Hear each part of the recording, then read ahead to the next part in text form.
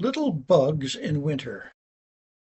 In 1979, Lynn Houck and I and four of our University of Chicago friends decided to escape from winter by spending a week on the Caribbean island of Tobago.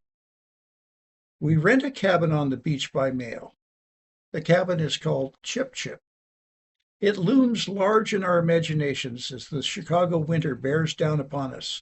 Snow covers the university campus, and Arctic winds howl down the midway from the lake. Departure day finally arrives, and we fly into Tobago via Trinidad, its sister island.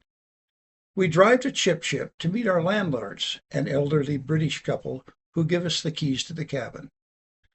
Two couples are our companions for the week, Sharon Emerson plus Len Radinsky, and Susan Partridge plus Monty Slatkin. We shop in the nearest town and lay in a generous supply of rum and tropical fruit. We discover that there is no bad way to combine these two ingredients. As the week unfolds, our troubled minds push away thoughts of salamander courtship, frog biomechanics, brain endocast, characteristic links, and skyhooks. We forget about grant proposals and committee meetings.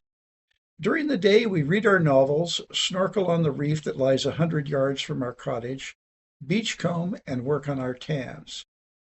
Our thoughts turn to colorful butterfly fish and wrasses, papaya for breakfast, lobster for dinner, and the identification of tropical fragrances that waft on the breeze.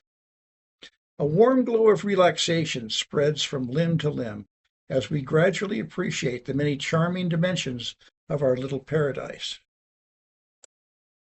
I find time to look for lizards, a favorite pastime of mine.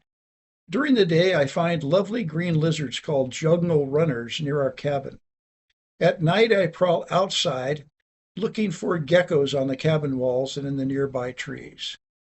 One evening at dusk, I stroll down to the water's edge to take in the sunset. On my way back to the cabin, I walk past a small grove of coconut trees. I notice for the first time that it is inhabited by three guys who are sitting around a small fire. They wave hello, and I stroll over and strike up a conversation. They offer me a smoke of ganja, and I join them near the fire. "So, I think I've seen you guys pulling in the fish net in the afternoons," I say. "Yeah, Mon, we do that every day and get a few fish for our supper." I notice that a water-filled coffee can boils gently as it rests over the fire. One of my hosts uses an old machete, he calls it a cutlass, to manage the fire and to trim leaves off a nearby bush and add them to the fish stew. "Do you live here year-round?" I ask. "No, in the summer we work on road repair. They bring asphalt over from Trinidad and we spread it on the roads."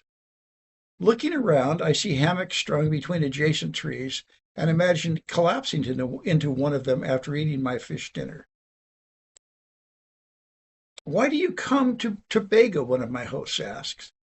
"Well, it's cold where we come from. We come here to escape from the snow." "We don't have fireflies at this time of year," I say, waving my hand at the fireflies that flit about in the grove.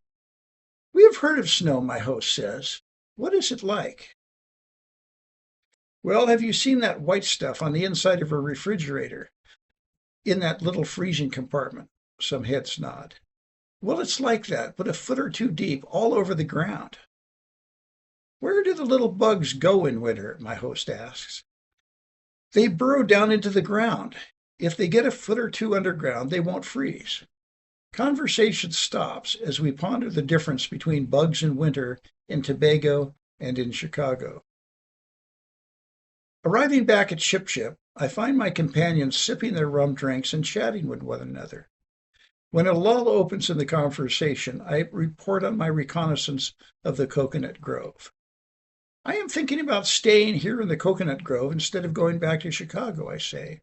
"All I need is a hammock, just a hammock." I pour myself a drink as lively conversation ensues.